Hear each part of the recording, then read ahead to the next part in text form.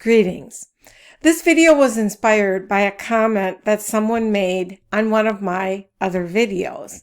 The person asked, what is the way to connect to my higher self? I decided to create a hypnosis video on connecting to the higher self, and I will post it here soon. However, this reminded me of a presentation I gave a number of years ago during a workshop that I did in conjunction with an acupuncturist friend of mine who specializes in Chinese medicine. It was a group hypnosis session.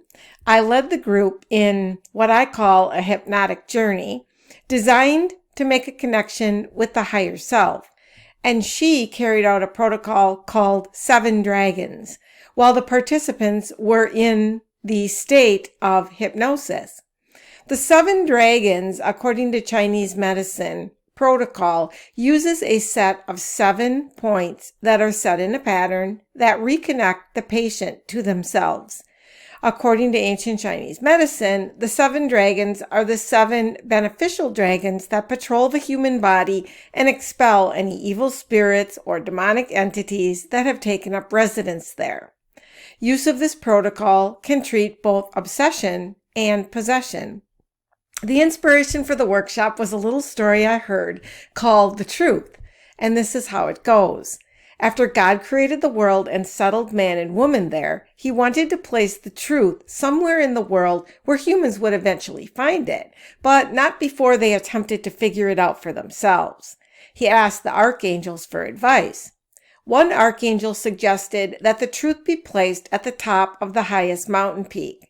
A second archangel cautioned that man would quickly crown the highest mountain peak. A second archangel then suggested placing the truth at the bottom of the sea, and another countered again that man would soon fathom the deepest ocean. Suddenly inspired, yet another archangel said, "Let's place the truth deep inside every person. They won't look there for a long, long time." And that is exactly what God did. It took me over 50 years to connect to my higher self and find my inner truth. About 30 years ago, I had a psychic reading from a woman whose name I got from a friend who was very impressed by the woman's accuracy. I still remember the experience of climbing the stairs in anticipation of what it would be like because I had never had a psychic reading before. To this day, I don't remember what the psychic's name was. She had told me to bring photos with me because that is how she connected with whoever or whatever force came through her. I brought various photos of me with my young son, who was very young at the time, his father, my mother, sister, etc. The woman went into a kind of trance as she looked at the photos and just started rambling, talking really fast, not to me, but just kind of out loud. And I had brought along a notepad and I took notes as fast as I could. I didn't really even absorb what I was writing down because there wasn't time. And after it was over, I thanked her, left, read the notes I took and thought, oh, that's interesting. But most of what I had written did not make much sense to me. I guess I was looking for a certain type of information at the time, such as what would happen in some of my personal relationships and with my job, and whether or not I should go back to school and that type of thing. And since what I wrote didn't really have much to do with that, I put the papers away and I forgot about them. To this day, I have no idea why I kept them. The interesting part of the story, though, is how I actually found them again. Fast forward about 20 years. In 2012, I entered a master's program in professional counseling, and during this time, I was also reading a lot about energy, the chakras, Eastern philosophy, and practicing Kundalini yoga, using some DVDs I had purchased on a whim several years before and then had never used. I began actively working to open up my third eye and crown chakra, and I was also studying and getting attuned to Reiki energy. At the same time, I was progressing through the counseling course and learning how to diagnose people using the Diagnostic and Statistical Manual of Mental Disorders, Volume 3, the Bible of the mental health profession. I began to become increasingly disillusioned with the idea that people should be labeled with disorders. Then I discovered that I would have to diagnose someone with a disorder from the DSM-5 at the first counseling session, or their insurance would not pay for the session. And this repulsed me. Though I continued my coursework, I decided to look into some alternative healing modalities. First, I was ordained into the Universal Life Church as a minister because the state cannot regulate the giving of spiritual advice. Increasingly, I began to turn to the pursuit of philosophical and spiritual questions. One day I sat down to contemplate these types of issues, and I asked out loud, who am I? And I had been dabbling with automatic writing, and I was shocked at the response that came out when I put my pen down to the paper. It said, "You are a psychic medium. In a previous life, you were burned at the stake for teaching people that God is a spirit. He has no form. He is pure love and pure light, and humans have no concept of what he really is." My first thought was, well, that explains my distaste for the campfire smell and my fear of speaking to people about spiritual truths. During my time in the counseling program, one of the professors used to refer to me as her holistic student, but the other students in the classes just seemed to think I was strange. At the last meeting of all students at the end of the series of courses, the professor had us all go around in the table and talk about what our philosophy of counseling was going to be. When it was my turn, I told the group I would be taking a transpersonal type of approach because I had undergone a Kundalini awakening and realized I was a psychic medium. Needless to say, they were astonished. The school was a private Christian college, and the majority of students and the professor considered talking to the dead to be a dreaded sin, one that violated biblical teachings. After I finished all of the counseling coursework, the time came for me to think about leaving my teaching job and looking for an internship so I could begin the long process of counseling licensure. However, the more time that went by, the more I began to have doubts about moving forward with a career as a licensed professional counselor. I even made an appointment with a psychic I found on a website to ask advice on what I should do. I remember during the visit, she asked me, "Are you doing something with writing?" And I wasn't really, other than writing papers for my counseling coursework, and I told her that. I thought that's what she was talking about. And she said, "Well, whatever it is, keep doing it. You're supposed to keep doing it." And then near the end of the visit, she told me, "I'm getting the mediumship vibration from you, and I guarantee that you can do exactly what I am doing here." This shocked me because at this point, I didn't even remember what I had written in the notes I had taken from the psychic all the way back in 1992. But when I returned home after that session, something prompted me to start looking for them, and I was astounded when I read the following phrases that I had scribbled down on the paper. Magic, mysticism, spirits will guide writing, you are on your last lifetime, you are high up in the spiritual realm and can see the dysfunction around you, come home to self, you hear voices, listen to them. You are not going crazy. God is within you. Your body is healing itself. You want out of this life. You are always out of body. Write what comes into your mind. Spirit will write for you. Go back and become the person you were. You have lost that. You'll fly with the eagles. You are psychic, gifted, magical. You have reached the spiritual realm. As I read these, I was astounded that in 1992 they had meant nothing to me, because now I can see how profound they were and how my higher self was trying to connect with me all the way back then. But I wanted nothing to do with it at that point, I just never saw any of it, I guess because I was not ready. Then something else happened, another attempt by Spirit and my higher self to direct me back to my mission, to go back and become the person you were that you have lost.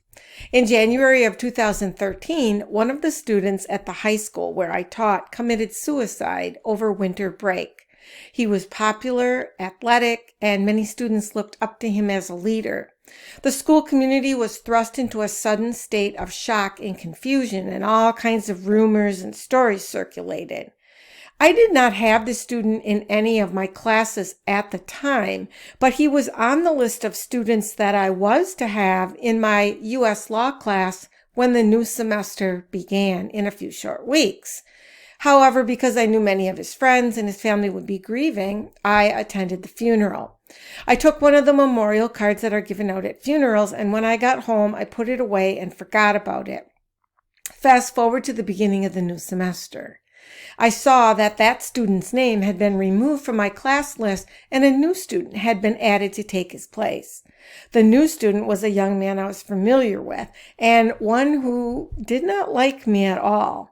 In fact, he acted as though he despised me, even though we had never had any really significant, terrible run-ins.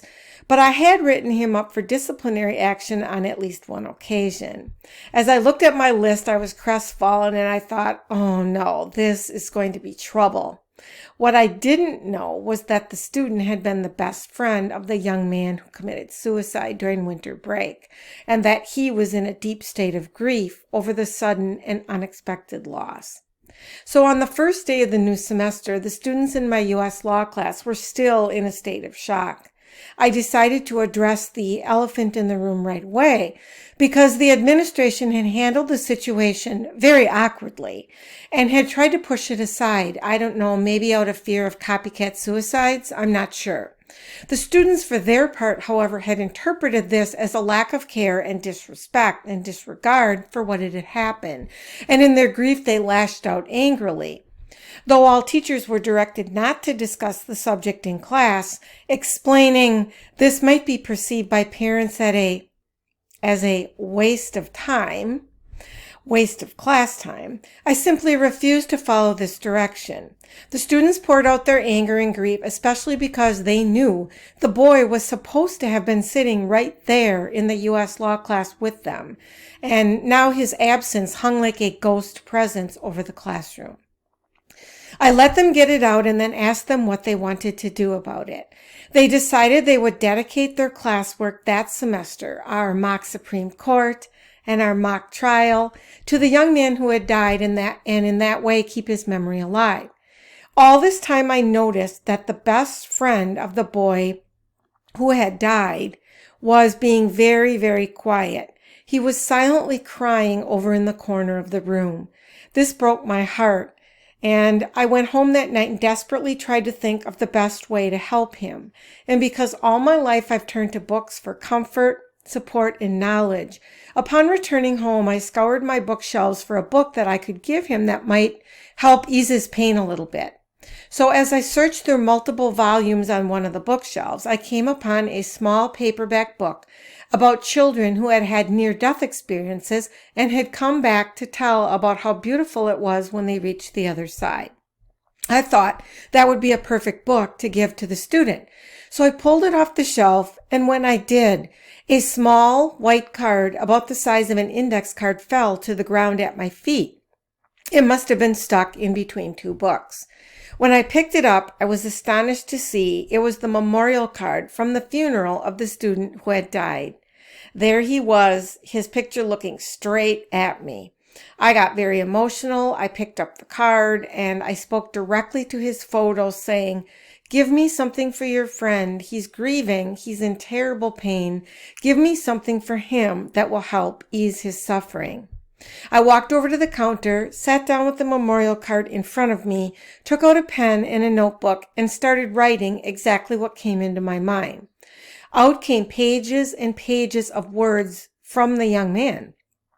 The sentence that most gripped me was the one that said, "I am one with the God you don't believe in." Of course, he was speaking to his friend. And later I discovered that the best friend was an atheist. My next dilemma was whether or not I should share what I had received with the young man. After all, he didn't like me very much. And of course, I worried about the ramifications of letting out the information that I was engaging in that kind of work. Memories of the past life of persecution for doing just that flashed through my mind because I had done a past life regression on myself.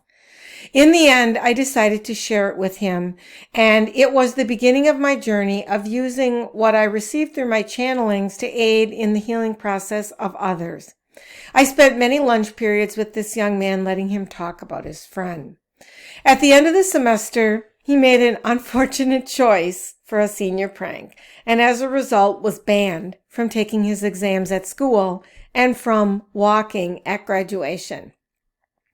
I volunteered to meet him at the public library and administer his exams, and while he was writing, the friend spoke to me again. After the exam was over, I relayed the message, which seemed to comfort him. To this day, I have retained a connection with this young man. He would often stop in from time to visit me, and we are still friends, even though he's now all grown up and married and has a family of his own. This experience, which occurred near the end of my counselor training, changed everything for me for good. I knew I would not be able to pursue a career as a professional counselor, since I no longer accepted the idea that the so-called disorders that we diagnose clients with are rooted in an illness of the mind. I think Krishnamurti put it best when he said, "It's no measure of health to be well adjusted to a profoundly sick society." Slowly, I was coming to understand that the etiology of many of society's maladies actually result from a separation from the source, a disconnection between a soul and its higher self, which is in fact the essence of the divine spark in every person. I needed more information on how this should be accomplished, and this led me to the pursuit of a diploma in hypnotherapy.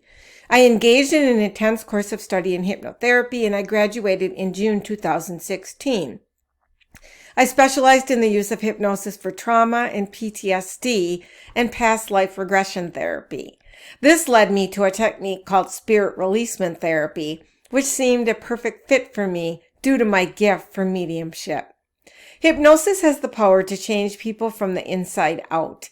All learning, all behavior, and all change happens on the inside first, at the subconscious level. The oracle at Delphi proclaimed, "Know thyself, and you shall know the universe and the gods."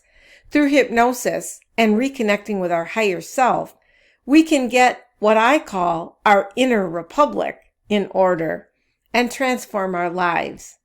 Thanks for listening, and I will be posting the hypnosis session on connecting to your higher self very soon.